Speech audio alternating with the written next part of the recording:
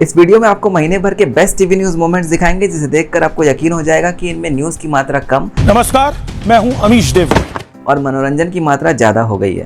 थोड़ी मर्यादा रखिए। बहुत कुछ हुआ है। एबीपी न्यूज के अभिज्ञान प्रकाश लाइव टेलीविजन पे सिगरेट पी रहे थे। उसके अभिज्ञान प्रकाश जी इस चर्चा में हमारे साथ मौजूद हैं। सिगरेट के धुएं का छल्ला बना के मेजर जनरल जीडी बख्शी का भी गुस्सा आउट ऑफ कंट्रोल हो गया था।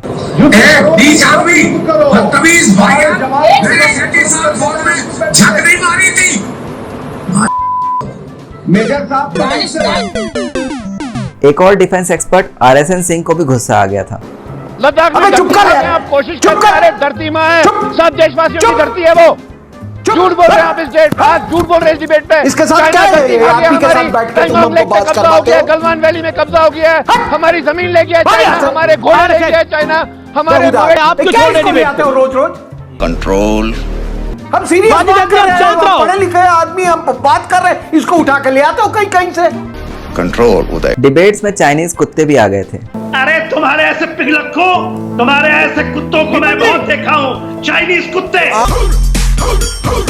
बाबा रामदेव ने अपने हेटर्स को ट्रोल भी किया। योग करते करते उन विरोधियों पर भी ठंडा पानी डालेंगे जो गर्म पानी पी पी करके मुझे कोस रहे थे। आज उनको भी ठंडक देंगे, श्वासारी देके, कोरोनिल दे करके।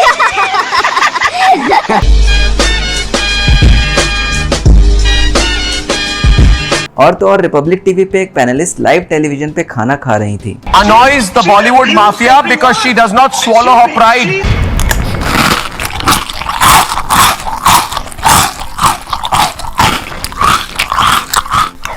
कुछ भी इनसे जब इस बारे में पूछा गया तो इनका कहना था कि वैसे भी अर्नब गोस्वामी इनको डिबेट में कुछ बोलने तो देते ही नहीं। डेमोक्रेसी है, नहीं सुनेंगे आपकी बात, मैं तो आपकी बात सुनने वाला नहीं हूँ। शुरुआत करते हैं टीवी डिबेट्स के पहले किरदार से, जो कि शायद अब तक के सबसे बड़े एंटरटेनर भी होंगे, और ये है संबित पात्रा। नमस्ते, बिस्कुट खाओ।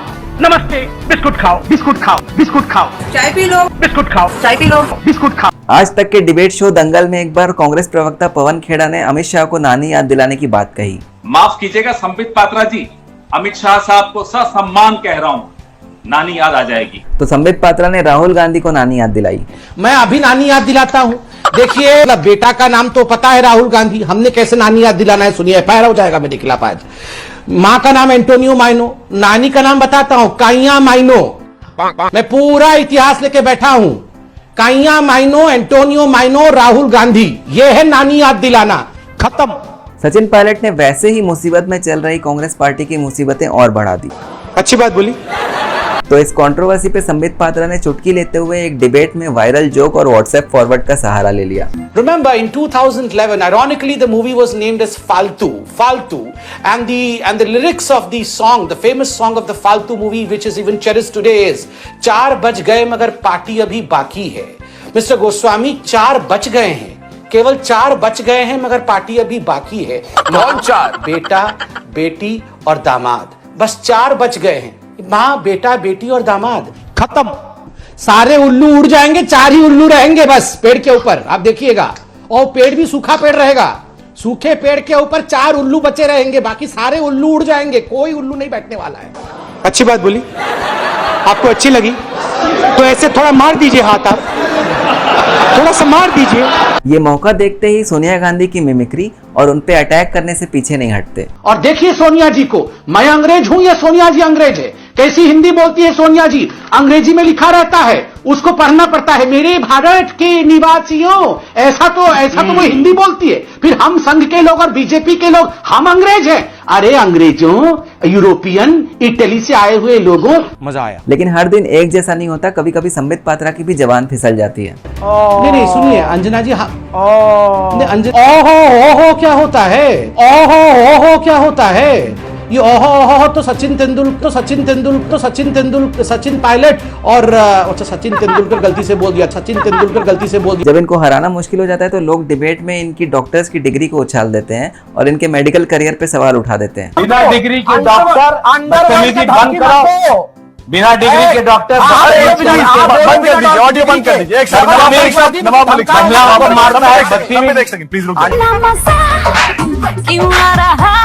अगर आप बदतमीजी करोगे तो बदतमीजी में हम तुम्हारे बाप हैं। अगले फनी कैरेक्टर है फॉर्मर जर्नलिस्ट, फॉर्मर आम आदमी पार्टी मेंबर और प्रेजेंट पॉलिटिकल एनालिस्ट आशुतोष, जिन्होंने इस बार भी वायरल वीडियोस में अपनी जगह बनाई। इन्होंने भी सचिन पायलट की डिबेट में सचिन तेंदुलकर को रिटायरमेंट से वापस बुला लिया और पॉलिटिक्स में एंट्री करा दी। In itself, my point is that Ashok Gehlot is past. Sachin Tendulkar is present. Sachin Tendulkar is the future.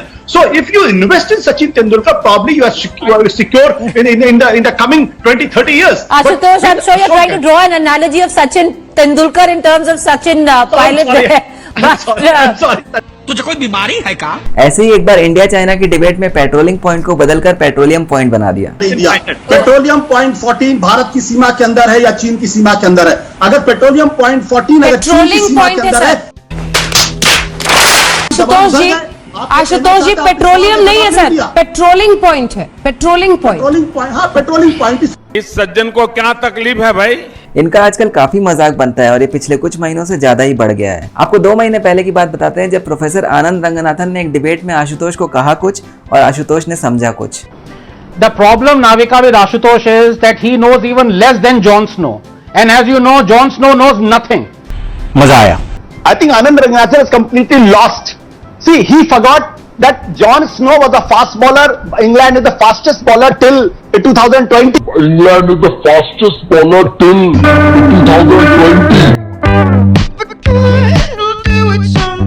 दरअसल आनंद रंगनाथन गेम ऑफ थ्रोन्स के जॉन स्नो की बात कर रहे थे और आशुतोष इसे क्रिकेटर जॉन स्नो समझ बैठे। Jon Snow was a fast bowler. England is the fastest bowler till 2020. I think he should be reminded about the Jon Snow. Jon Snow. I think Game of Thrones का Jon Snow. No. If you Not the fast bowler Jon Snow, my dear Ashutosh. Game of Thrones. No, Game of Thrones का Jon Snow. You get in. एक show में आशुतोष गए थे जहां ये discuss हो रहा था कि इन्हें किस प्रकार से गालियां पड़ती हैं। इनको भाई इतनी गालियां मिलती हैं रोज, 1-2 नहीं देते। अब ये मामला नहीं, सैकड़ों और हजारों में। वो पता चलेगा कि 500 अगर इनको लोगों ने कमेंट किया है तो उसमें 480 लोगों ने गाली दे रखी।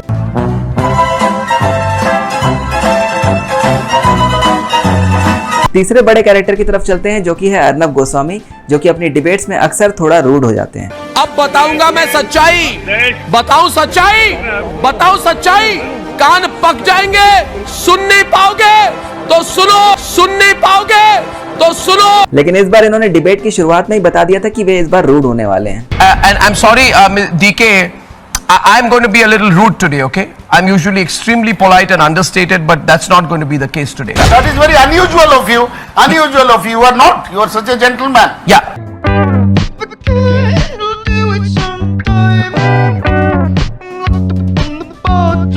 सचिन पायलट की डिबेट में इन्होंने सचिन पायलट का नाम इतनी बार नहीं लिया होगा जितनी बार इन्होंने वाड्रा का नाम ले लिया। The more fitting description is the Vadras. There is only one family today we're talking about. The Vadras. DK Giri, remember that. The Vadras. Each time you utter a sycophantic word for them, you speak for the Vadras. Remember Abdul Razak? As you speak against Sachin Pilot, you speak for the Vadras. Hence you are more collectively, more fittingly called the Vadra supporter. Chinese app को ban करना कितना बड़ा कदम था, इनके इस video से समझ में आता है। The unexpected nature of the move, the unpredictability of the move, the fact that there was no warning to the Chinese. Of the move, the fact that there was no warning. Ting, ting, ting, ting, ting, ting, ting, ting. ऐसे ही एक और viral character है जिन्हें अर्नब गोस्वामी का छोटा रूप कहा जाता है, जो कि है अमीश देवगन। देश की सबसे ऐतिहासिक बहस, पीएम मोदी का 56 इंच वाला संदेश। हमेशा की तरह इस महीने इनकी भी कुछ क्लिप्स वायरल हुई। आप तो जना बीजेपी की मेंबरशिप ले लो। अच्छा, ज्यादा बेहतर होगा। अच्छा, आप लोग सिर्फ जो है ना किसी की चापलूसी करते हो। मैं आप अपना भाषण मुझे मत सुनाइए। भाषण नहीं दे रहा, आपसे बात कर रहा हूं लॉजिक के ऊपर। आपके दिमाग में कम्युनलिज्म की बदबू है। वो तमाम अल्फाज आपने इस्तेमाल किए। कम्युनिज्म की बदबू है। मैं पूरा आप एक नेशनल डिबेट को कम्युनल करना चाहते हैं तो मैं डिबेट अभी छोड़ दूंगा। मैं ऐसे किसी कम्युनल बदतमीज के साथ बैठना नहीं चाहता जिसे अपने अल्फाज पे काबू रखो। इनका मर्यादा वाला डायलॉग तो बहुत ज्यादा फेमस हो चुका है। मर्यादा रखिए, थोड़ी मर्यादा रखिए। अगर पलट के मैं आपको 4 शब्द बोल दूं तो कैसा लगेगा? पर मैं नहीं बोलूंगा। क्योंकि मेरी मर्यादा है। ललन टॉप के सौरभ द्विवेदी की राजदीप सरदेसाई के साथ ये एडिटेड क्लिप बहुत वायरल हुई है, देखिए। राजदीप जी बहुत बहुत स्वागत है आपका। नमस्कार सौरभ, कैसे हो? ये लाल रंग कब तुझे छोड़ेगा? ये लाल रंग मुझे नहीं छोड़ पाएगा, क्योंकि मेरे रंग में रंगने वाली। नरेंद्र मोदी के अयोध्या दौरे को लेकर काफी सवाल उठे। ऐसे में जब न्यूज 18 के भैया जी कहीन वाले प्रतीक त्रिवेदी जनता से सवाल पूछने निकले तो जनता के मुंह से भी बहुत कुछ निकला। हमको बता नहीं हो रहा है। जो राम विरोधी है उनको तो डिबेट में आपकी बुलाना ही नहीं चाहिए। पहली बात इसके पहले कहते थे कि मोदी जी क्या बात है, अयोध्या में नहीं आते। अब मोदी जी आ रहे हैं, जिनकी फट रही। उन्होंने माइक हटाने की पूरी कोशिश की मगर तब तक देर हो गई थी। अब मोदी जी आ रहे हैं, जिनकी फट रही। अब मोदी जी आ रहे हैं, जिनकी फट रही। अयोध्या है तो अमीश देवगन के शो का टाइटल तो इंटरेस्टिंग होगा ही। मोदी अयोध्या चले, विरोधियों के दिल जले।